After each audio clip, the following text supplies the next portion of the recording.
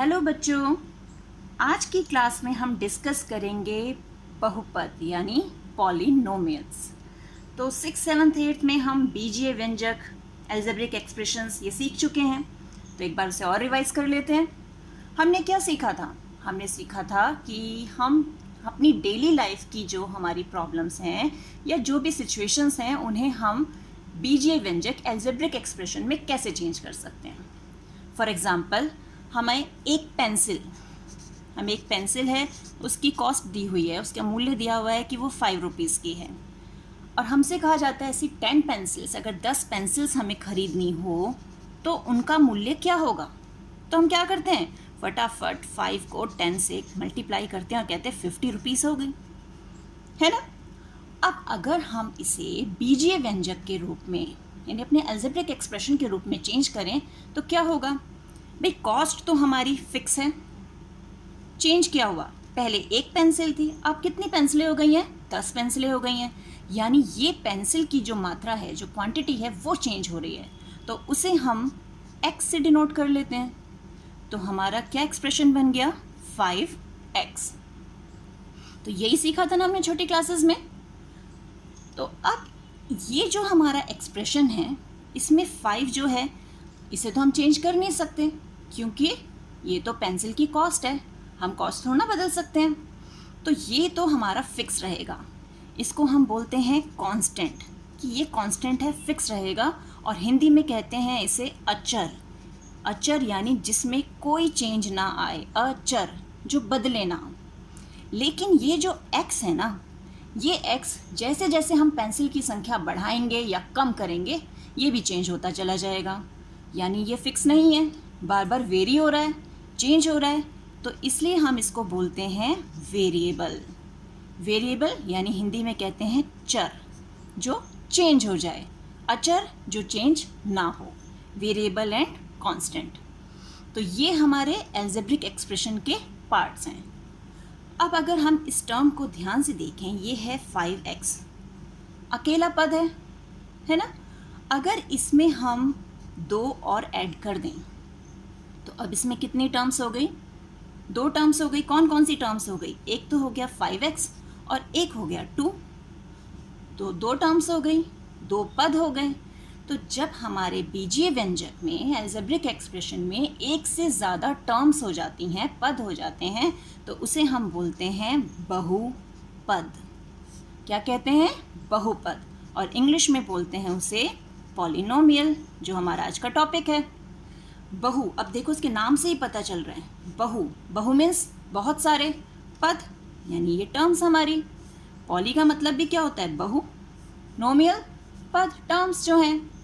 तो ये हमारे पास जब एक से अधिक टर्म्स हो जाती हैं, एक से ज़्यादा टर्म्स हो जाती है, तो हम उसे कहते हैं बहुपद, यानी एक से ज़्यादा हमारे पास पद हैं। अब एक एल्जेब्रिक एक्सप्रेशन को बहुपद होने के लिए एक और इम्पॉर्टेंट कंडीशन फुलफिल करनी पड़ती है। वो क्या होती है? अब जैसे हम एक बहुपद ले लेते हैं, x² - 2x + 3। अब यहाँ पर कितने पद हैं? जल्दी बताइए, कितनी टर्म्स हैं यहाँ पर? x², वेरी गुड, और -2x और 3। 2x नहीं बोलना, हमें -2x, उसके साइन के साथ उसे लेना है, उसका निशान जो है उसके साथ वो आएगा। तो x² - 2x एंड 3, ये हमारे पास इसके पद, इसकी टर्म्स आ गई हैं। तो ये बहुपद है क्योंकि इसमें 3 टर्म्स हैं। इसके साथ ही हमें ये भी चेक करना होता है कि जो यहाँ पर पावर्स हैं वेरिएबल की, जो हमारे चर की पावर्स हैं, वो सब पावर्स होल नंबर में होनी चाहिए, यानी पूर्ण संख्या होनी चाहिए। पूर्ण संख्याएं कौन सी होती है हमारी? जो 0 से स्टार्ट होती है, 0, 1, 2, 3 एंड सो ऑन, है ना। इसमें सारे पॉजिटिव नंबर होते हैं और ये 0 से स्टार्ट होता है, इसमें नेगेटिव नंबर नहीं होता। तो अब यहाँ x की घात 2 है, यहाँ पर पावर कुछ नहीं है, यानी 1 होगा यहाँ पर। तो यहाँ पर हमारे पास 2 है, 1 है ना। तो ये हमारा एक पॉलिनोमियल है, ये बहुपद है। लेकिन अगर हमारे पास क्वेश्चन हमें दिया हो √x - 2x + 3, ये हमें दिया हो। अब √x को चेंज करना हमें आता है, हमने लास्ट वीडियो में सीखा था। रूट का मतलब x की घात 1/2 -2, अब इसमें x की घात नहीं है, यानी 1 हो गया, जमा 3। अब जब हमारे पास घात ऐसे फ्रैक्शन में आ जाती है जो होल नंबर नहीं होता, तो हम कहते हैं ये बहुपद नहीं है। तो हमारी जो x की यानी जो भी वेरिएबल है, जो भी हमारा अचर है, चर है जो भी, अब ये ज़रूरी नहीं हर बार चर जो है हमारे पास x में ही हो, वो कोई भी अल्फ़ाबेट हो सकता है, x, y, z, s, t, u, कुछ भी हो सकता है। हमें उसकी घात देखनी है कि जो भी हमारा बहुपद या पॉलिनोमियल हमें दिया गया है उसमें जो पावर है वो होल नंबर होनी चाहिए, वो पूर्ण संख्या होनी चाहिए, फ्रैक्शन में नहीं आना चाहिए। अब क्योंकि इसकी एक घात हमारी फ्रैक्शन में है तो ये बहुपद नहीं होगा। तो इस तरह से हमें चेक करना होता है कि पद अगर एक से अधिक है तो बहुपद हो सकता है, लेकिन अगर उसकी पावर, अब यहाँ भी एक से अधिक पद है लेकिन पावर जो है वो फ्रैक्शन में चली गई, इसलिए ये बहुपद नहीं है। एक और एग्जाम्पल देखते हैं। हमें दिया गया है इस फॉर्म में एक एल्जेब्रिक एक्सप्रेशन दिया गया, तो हम पहले से चेंज कर लेते हैं। ये बन गया y की घात 1/3 जमा y स्क्वायर।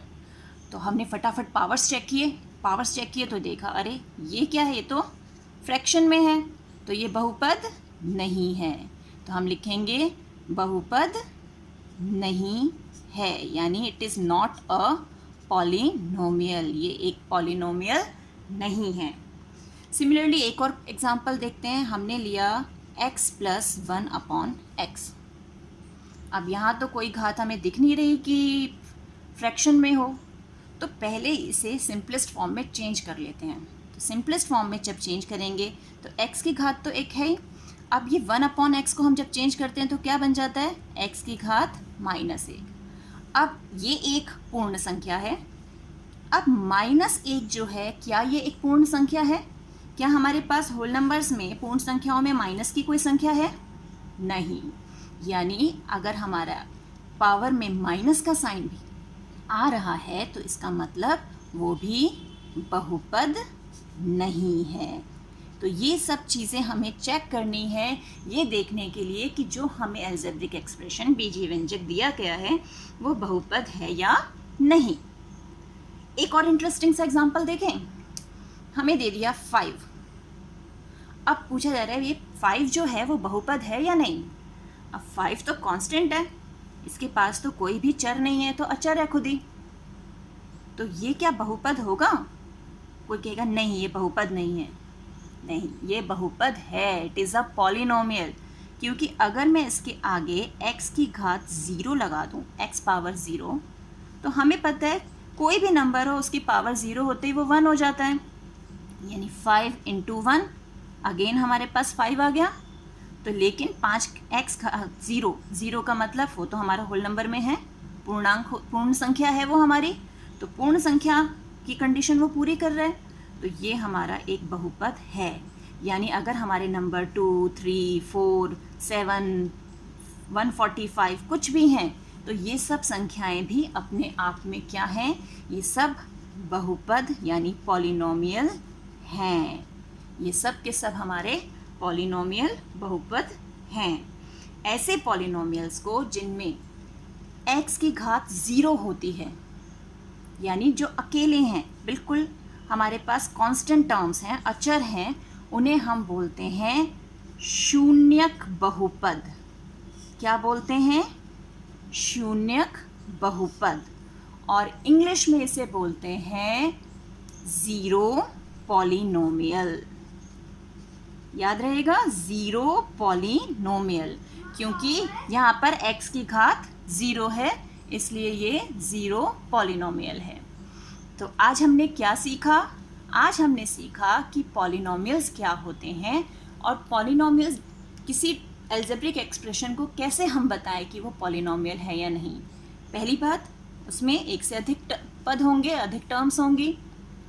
दूसरा, उसमें जो भी हमारा वेरिएबल है, चर है, उसकी घात यानी उसकी पावर जो है वो पूर्ण संख्या होगी, एक होल नंबर होगी।